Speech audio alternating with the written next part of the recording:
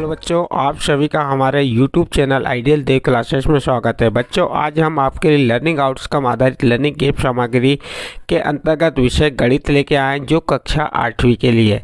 और इस पुस्तक को मध्य प्रदेश राज्य शिक्षा केंद्र भोपाल द्वारा बनाया गया है।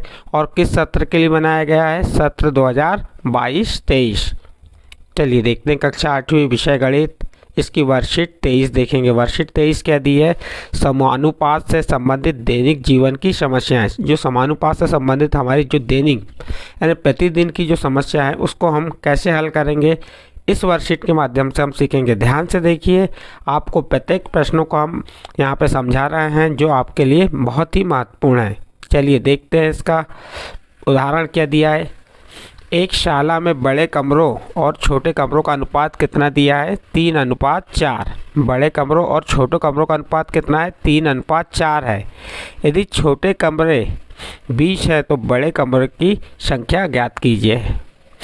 पहले क्या दिया यहाँ पे देखिए, हमने इसको भाग में लिख दिए, बड़े अनुपात में लिख दिए बड़े कमरे भागित छोटे कमरे, क्योंकि यहाँ पे बड़े कमरे पहले दिया हुआ है और छोटे कमरे बाद में। तो बड़े कमरे भागित छोटे कमरे या बड़े कमरे अनुपात छोटे कमरे बराबर 3:4 है। तो इसको भाग में लिखेंगे, तो भाग में बड़े कमरे भागित छोटे कमरे बराबर 3/4 लिख दी हमने। अब यहाँ पे क्या कह रहा है? तुलना करना है। यदि छोटे कमरे 20 है तो बड़े कमरों की संख्या क्या होगी? तो हम ये हमारा अनुपात क्या बन जाएगा? यहाँ पे बनेगा 3:4। और हम क्या करेंगे, जो ज्ञात करना है क्या, बड़े कमरों की संख्या को x मान लेंगे। तो यहाँ पे आ जाएगा समानुपात x/4। ये हो गया आपका, सॉरी x/20 आ जाएगा। क्यों आएगा ये तो हमारे पास दिया हुआ है। और छोटे कमरे कितने? 20। तो बड़े कमरे हमने क्या मान ली? x। तो x/20। x को पहले क्यों लिखे? क्योंकि बड़े कमरे यहाँ पहले दिया, छोटे कमरे बाद में, इनका अनुपात भी समान होना चाहिए। तो ये 3/4, ये x/20। अब पक्षांतर की 4 या तिर्यक गुणा कर दिए, 4 का x से और 20 का 3 से। तो देखिए 20 का 3 में गुणा किए तो 3 गुणित 20 और 4 का x में गुणा किए तो 4x। फिर ये क्या है, इसका पक्षांतर कर देंगे 4 का, तो क्या हो जाएगा? या 20 का 3 में गुणा कर दिए, जैसा करना है आपको। या चलिए देखिए, यहाँ पहले 4x लिख दिए और 3 का 20 में गुणा किए 60 आया। तो ये 4 गुणा में है तो पक्षांतर के भाग में गया, 4 का भाग 60 में दिए कितना आया? 15। तो x का मान कितना आ गया? 15 आ गया। और हमने x क्या माने थे? बड़े कमरों की संख्या। अतः बड़े कमरों की संख्या कितनी आ गई? 15 है। तो ये इस प्रकार से एक उदाहरण दिया हुआ था, जिसको यहाँ पे हल करके दिया है, आप देख सकते हैं। अब इसी के प्रयास कीजिए। इसी जैसे कुछ प्रश्न दिए जिन्हें आपको स्वयं को हल करके बताना है। चलिए देखते हैं इसका प्रश्न नंबर 1 क्या कह रहा है। प्रश्न को ध्यान से पढ़िए। एक 3 मीटर लंबी लकड़ी की परछाई 4 मीटर लंबी है। उसी समय एक खंबे की परछाई 24 मीटर लंबी है। तो खंबे की ऊंचाई ज्ञात कीजिए। क्या कहा है इसमें? 3 मीटर लंबी लकड़ी की परछाई। लकड़ी की परछाई कितनी है? 3 मीटर। और 4 मीटर लंबी है। कितनी मीटर लंबी है? 4 मीटर। ध्यान दीजिएगा यहाँ पे। उसी समय एक खंबे की परछाई, किसकी परछाई कह रहा है? खंबे की परछाई 24 मीटर है। तो खंबे की लंबाई ज्ञात करना है। तो हमने माना खंबे की लंबाई क्या हो गई? x। अब अनुपात क्या जमेगा? 3 मीटर लंबी लकड़ी की परछाई अनुपात लंबाई। तो क्या होगी? परछाई कितनी है? 3। और 3 मीटर लंबी लकड़ी, लंबाई कितनी है? 3 और परछाई कितनी है? 4। तो क्या हो जाएगा? 3:4। अब हमने क्या की? ऊंचाई को क्या मान लिए? x। तो ऊंचाई पहले आएगी, क्योंकि लंबाई हम पहले दर्शा रहे हैं, एक, और परछाई बाद में। तो यहाँ पे 3:4 है। 3 मीटर और 4 मीटर है तो 3:4। और तो ये क्या हो जाएगी? x/24। अब अनुपात से भाग में बदल देते हैं। ये 3/4 बराबर x/24। अनुपात काय में चले गया? बटे में चले गया। अब हम तिर्यक गुणा कर देंगे 4 का x से और 24 का 3 से। तो 4 का x में गुणा की तो 4x हुआ और 3 गुणित 24 या 24 गुणित 3 ही हो गया। अब 4 का हम पक्षांतर करेंगे तो x बराबर क्या हो जाएगा, 4 भागित, यहाँ काय का चिन्ह है, भाग बटे का, तो 24 गुणित 3 भागित 4। अब 4 का भाग हम किस में देंगे, 24 में, 4 एकम 4, 4 छिंग 24, कितने बार कट जाएगा ये, 6 बार कट गया ये।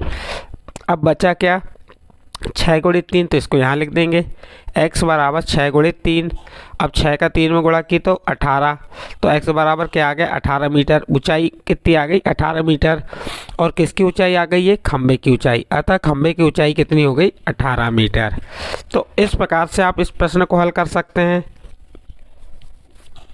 तो चलिए, इस प्रकार आपका प्रश्न क्रमांक 1 कंप्लीट होता है। प्रश्न क्रमांक 2 देखते हैं।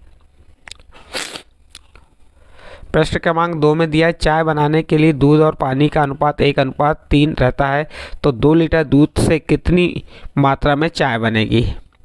तो यहाँ पे जो अनुपात दिया है, किसका दिया है, चाय बना, दूध और पानी का अनुपात क्या दिया है, 1:3। तो 2 लीटर दूध है, कितना लीटर दूध है, 2 लीटर दूध है, तो कितनी चाय बनेगी। तो हम चाय मान लीजिए x मात्रा में चाय बनेगी, हमने मान लिए, कितनी चाय बनी, x। तो जो आपका अनुपात है ये 1:3, जैसा का वैसा लिख दिए, 1:3 बराबर 2:x। क्या करेंगे, 2:x, क्योंकि दूध की मात्रा दी है और दूध की मात्रा कितनी है, 1 है। पहले दूध है फिर पानी है, हमको दूध और चाय की वो मात्रा निकालना है, तो 1:3 बराबर 2:x। तो ये हो गया 1/3 बराबर 2/3। इसका तिर्यक गुणा कर दिए, x का 1 में गुणा की तो x हो गया, और 3 का 2 में गुणा की, 3 गुणित 2, तो x बराबर क्या आ गया, 3 दूनी 6 लीटर। अतः 6 लीटर चाय में 6 लीटर चाय बनेगी। यहाँ पे लिख देना 6 लीटर चाय बने, कितनी चाय बनेगी, यहाँ पे ये मेरे को नहीं लिखना है, यहाँ पे लिख देंगे 6 लीटर चाय बनेगी। तो इस प्रकार से प्रश्न क्रमांक 2 कंप्लीट हुआ।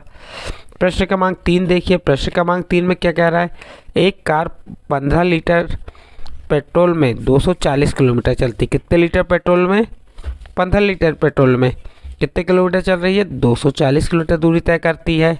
तो 25 लीटर पेट्रोल में और कितनी दूरी तय करेगी, तो इसका अनुपात क्या जमेगा, 15:240, 15 पे 240, इसलिए 25 पे कितनी, तो हमने उसको मान लिए वह x किलोमीटर, x दूरी तय करेगी, तो ये हो जाएगा 25:x। इसको भाग में लिख दीजिए या बटे में, 15/240 बराबर 25/x। अब इसका इससे गुणा हो जाएगा और इसका इससे गुणा हो जाएगा, तो x का 15 तो 15 गुणित x हो गया, और 240 का 25 से गुणा की तो 240 गुणित 25। अब यहाँ पे ये जो 15 है ये पक्षांतर होकर भाग में चल जाएगा, तो क्या आ जाएगा, यहाँ पे क्या लिखेंगे, x बचाइए, x बराबर 240 गुणित 25/15।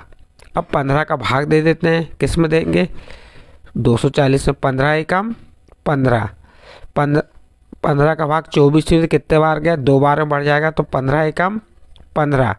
अब बच गया कितना, 9, उतारे शून्य, कितना हो गया, 90, 15 छक्के 90। तो 15 से 240 कितने बार कट गया, 16 बार।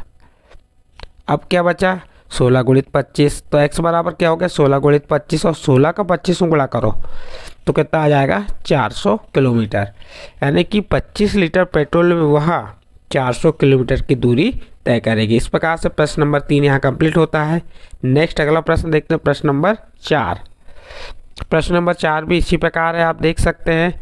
धातु के एक 3 मीटर लंबे पाइप का भार 7.6 किलोग्राम है, उसी प्रकार के 7.8 मीटर लंबे पाइप का भार क्या होगा। तो ये 3 मीटर लंबे और भार कितना है, 7.6, तो क्या हो जाएगा, 3:7.6 बराबर 7.8 मीटर लंबा है, तो 7.8 पहले लंबाई लिख दिए, फिर अनुपात में क्या लिखे, x। ये x क्या हो गया, पाइप का भार, जिसे हमने मान ली। यहाँ जगह कम होने का उत्तर डिटेल बताए। अब देखिए यहाँ क्या होगा, 3 भागित 7.6 बराबर 7.8 भागित x। अब तिर्यक गुणा हो जाएगा, इसका इससे गुणा कर दिए, इसका इससे गुणा कर दिए, तो 3 का x में गुणा की तो 3x हुआ, और 7.6 गुणित 7.8, और 3 काय में आ गया, भाग में आ गया। 3 का भाग 7.6 में दे दो, कितने बार जाएगा, 3 एकम 3, नहीं जाएगा इसमें 7.6 में। अब किस में देंगे 7.8 में, इसको काटे तो 3 एकम 3, यहाँ पे क्या हुआ 3 एकम 3, बच गया कितना यहाँ पे 1, 3 छिंग 18, 3 छिंग 18 हो गया। कितने बार कटा 1.6, सॉरी 3 दूनी 6 आएगा, यहाँ काटने में थोड़ा गलती कर रहे थे हम, 3 दूनी 6। अब 7 में 6 घटाए बच गया 1, उतारे 8, 18, 3 छिंग 18, 2.6। तो x बराबर क्या आ जाएगा यहाँ पे देखिए, ये 7.6 और जो हमने अभी 3 से 7.8 को काटे, कितने बार कटा 2.6, इन दोनों का गुणा करेंगे तो कितना आएगा 19.76 किलोग्राम। यानी पाइप का भार कितना हो जाएगा 19.76 किलोग्राम। इस प्रकार से आपका प्रश्न नंबर 4 यहाँ पे कंप्लीट होता है। और इसी प्रकार के आपको प्रश्न करना है तो आप अपनी पाठ्य पुस्तक कक्षा 7वीं विषय गणित के पाठ 2 में से देख सकते हैं। ठीक है बच्चों, यहाँ पे आपका जो वर्कशीट कौन सी थी, वर्कशीट 23 कंप्लीट होती है। यह वर्कशीट यदि आपके समझ आई है तो आप हमारे चैनल आइडियल देव क्लासेस को सब्सक्राइब कीजिए, लाइक कीजिए एवं अन्य ग्रुप में शेयर जरूर कीजिए।